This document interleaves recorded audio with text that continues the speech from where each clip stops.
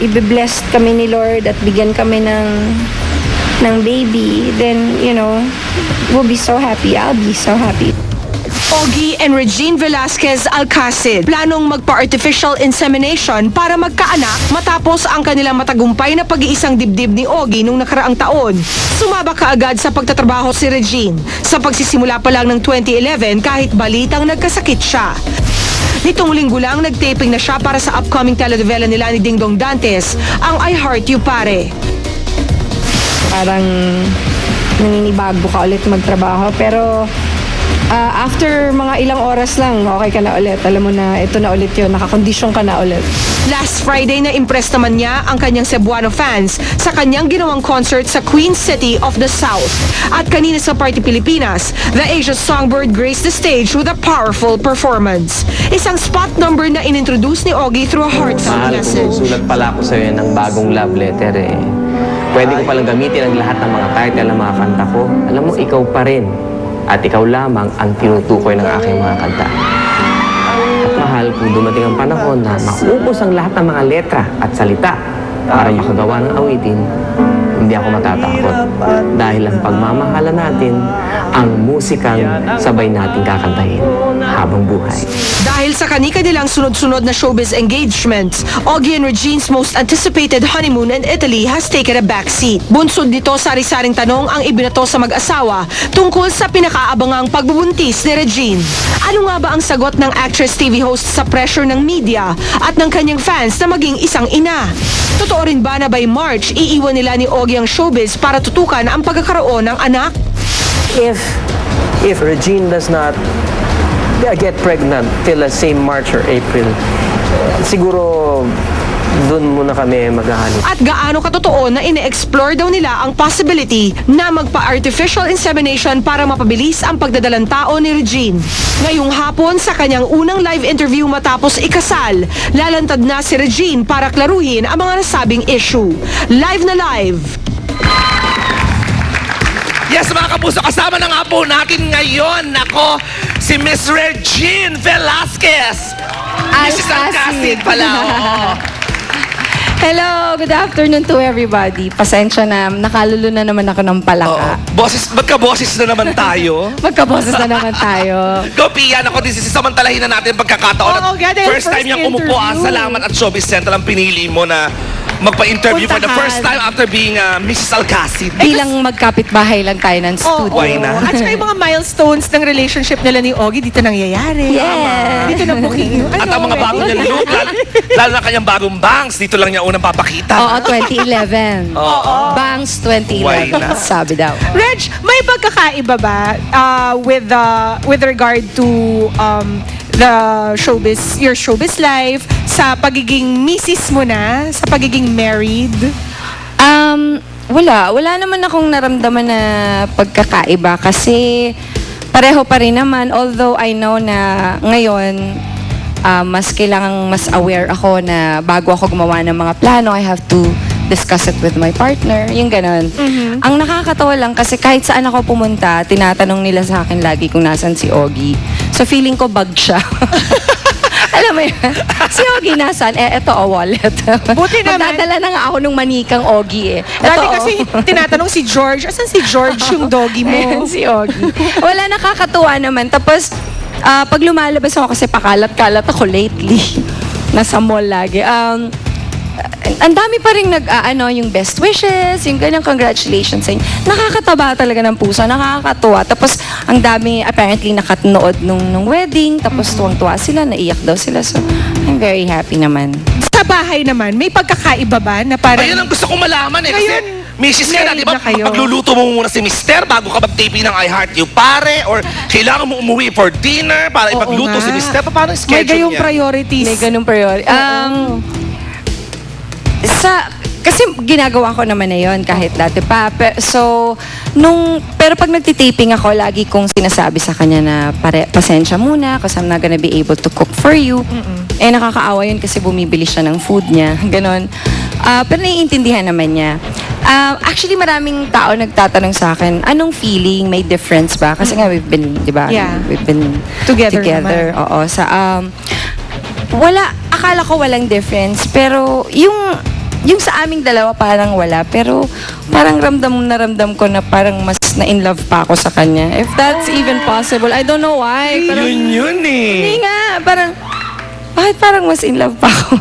How come, Ano ba yun? Reg? Bakit? Meron ba siyang more special things na ginagawa? He's the same. He's sweet, he's really mabait.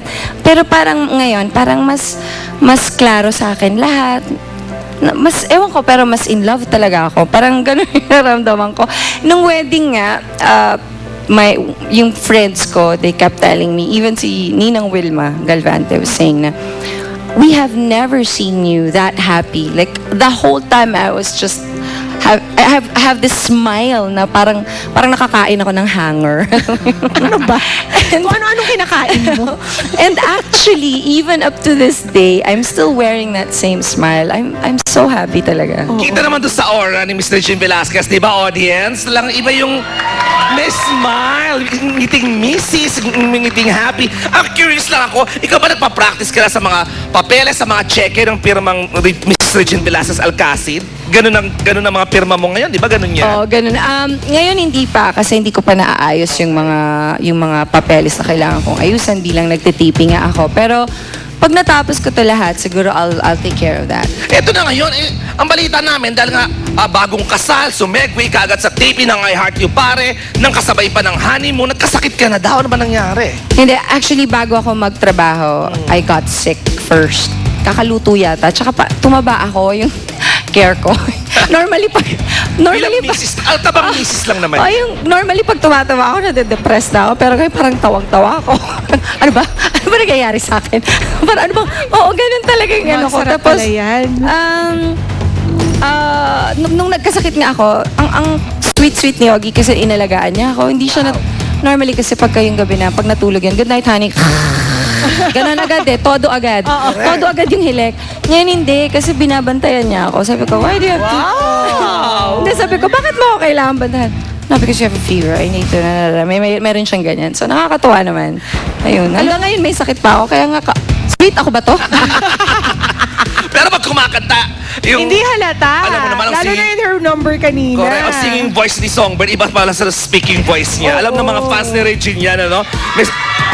Pag kumakanta na ang song, may sinasaniban. Oo. But with your sweetness, Reg, at saka yung parang burgeoning love pa rin nyo, parang it's hard to believe na parang wala pa siyang product, di ba? Wala pang resulta. Wait lang. Everybody's been asking for that. Oo. Nakaka-pressure ba? Because everybody now wants you guys to have a kid. Oo nga eh. Next chapter, please. Parang ganon. I understand naman kasi people are really excited for us. Like, before we got married, everybody was asking, when are you getting married? Oo. Now that we're finally married, when are you gonna have a baby? Ganun naman yan eh. Oo. Basta sa akin, sa aming dalawa ni Ogie, I don't wanna put pressure on both of us kasi mahirap eh. Mas lalong hindi dadating. So we'll Correct. just pray about it. Oo. Of course, I'm very aware of my age. And so does he. So we're open naman to, all kinds of whatever, Modern aid. Oo. Whatever. Kasi that's reality eh. So if you really want, then we have to resort So to at that. what point will you say na parang, sige, game, let's do this. Let's do whatever it takes. Gawin na natin ang lahat ng may Sayaw sa offer ng ubando, science. donate ng itlog. Diba? Ano ba yung mga ginagawa? Artificial Alay ng birhen. Correct. Kasi ito yung balita nga namin, kaya nga in relation to Pia's question, by March nga daw, magbe-break muna kayo ni Ogie para asikasuhin ang mga bagay-bagay. Totoo ba ito? Olympics na daw to. Tumbling na. Actually, that was talaga the plan. That's our plan talaga. Last year pa, even before, when we were planning to get married, pinlano na talaga namin na I'm just gonna do this soap kasi dapat ikakan namin tong soap na to. Kaya lang hindi na namin naabot. So, dapat hanggang March. Basta ngayon hindi ko na alam kung hanggang March eh. So, basta pag natapos ko tong soap na to, I'll rest first and then although my sisters, my sister Kakay and the twins are convincing me to have a concert because I'm also celebrating my 25th year. 25 years in the business. Wow. This year, so I'm thinking about it. So, baka mangyari yon around April or May. And then after that, I will definitely rest. So we'll try it in a normal way first. Okay. And then, kung hindi pa rin, next year, I might have to take a break, like the whole year. Okay. Yun naman pala. Pwede, okay lang. Kung Mga araw pasi- pa nagtatrabaho ako, Oo. okay lang. Huwag nang malungkot. Ayaw pag reklamo, pwede. Concert. Kayo At saka may Heart You Pare naman na mapapanood ninyo. Siyempre pa sa GMA Telebaba. Pwede wag magreklamo. Hindi, pero alam mo, ngayon pa lang, piniprepare ko na yung sarili ko. Kasi, actually, totoo na enjoy ko to be at home and to take care of my husband. My God, my husband na talaga. To take care of my husband. Medyo enjoy ko talaga yon. But at the same time, kasi yung sanay akong nagtatrabaho. Ako, bata pa ako, nagtatrabaho na ako. So, I'm trying to prepare myself. Tsaka sinasite ko din yung sarili ko para emotionally and physically sanay ako na hindi muna ako gagalaw. 'Di ba? Kasi mahirap yun eh kung Ang sanay hirap kang parang mag-shift. i-adjust. Mag-downshift i-adjust from being full speed ahead lagi for you. So, now that's why I'm gonna try and slow down a little bit. Try mo Para lang. naman, Try mo lang. Try mo lang mag-rest. Try ko lang. Ay, pero other than slowing down a little bit at yung sabi mo nga yung paggawa ng normal na paraan, open pala kayo ni Ogie sa artificial insemination. So, Kasi nga, that's... sa bagay modern na eh, no? And, well, for both of us kasi it's reality na yun eh kasi nga yung age ko. So, okay lang yun. I mean, kung talagang makakatulong yun, pero hindi pa rin yun 100%. Like I said, ang 100% lang si Lord. Kung ma-decide niyang bigyan kami ng baby, my God, I'll be so happy. Pero kung hindi, I'm really very happy. I feel very, very blessed already. Natagpuan ko yung tao na mamahalin ko, best friend ko pa. So, okay na ako doon. Yun na. Total mukha naman siyang baby. Lagyan na lang natin ng bib tsaka bonnet. Ano bang message mo sa iyong baby na nag-alaga para sa iyo nang ikaw ay may sakit? Oo nga. Kay Mister, ayan. Uwi ka na. Alam mo, yun na. Kasi nasa Cebu. Tapos nanggaling din ako ng Cebu. Pit Senior pala, mga taga Cebu. I was there Saturday para i-promote ang GMA at saka ang I Heart You Pare. Hindi na ako sanay matulog talaga nang hindi siya katabi. Yun talaga yung hirap na hirap ako talaga. Oo, hirap na hirap. Hindi ako makatulog. Tapos siya din naman tawag ng tawag. So, yun. Uwi ka na! Ayun na, Ogie, ayun na yung message ni Mrs. Umuwi ka na daw ng bonggang-bongga. We are so happy for you, Thank Reg you. and Ogie, of course. Thank you so Thank much you. for being here this At syempre, ang afternoon. I Heart You Pare at ang Party Pilipinas, pa-imbitahin mo na ating mga kapuso. Well, can I just say thank you to everybody who watched the special. Maraming salamat po. Sobrang ganda.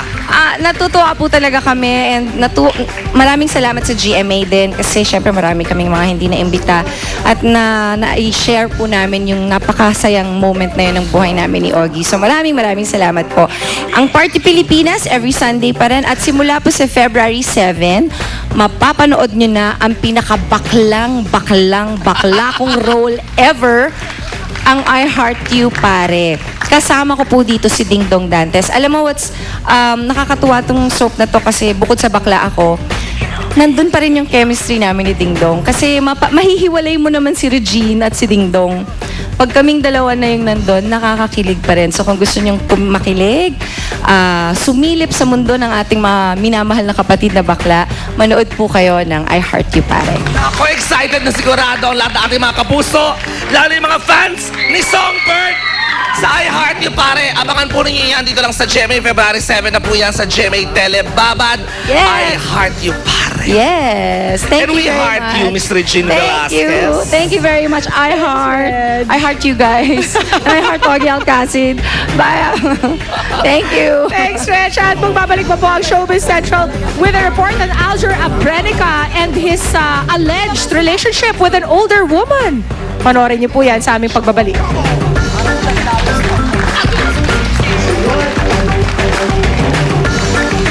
Susunod na, bida ng alakdana na si Luis de los Reyes na impresang director at co-stars niya.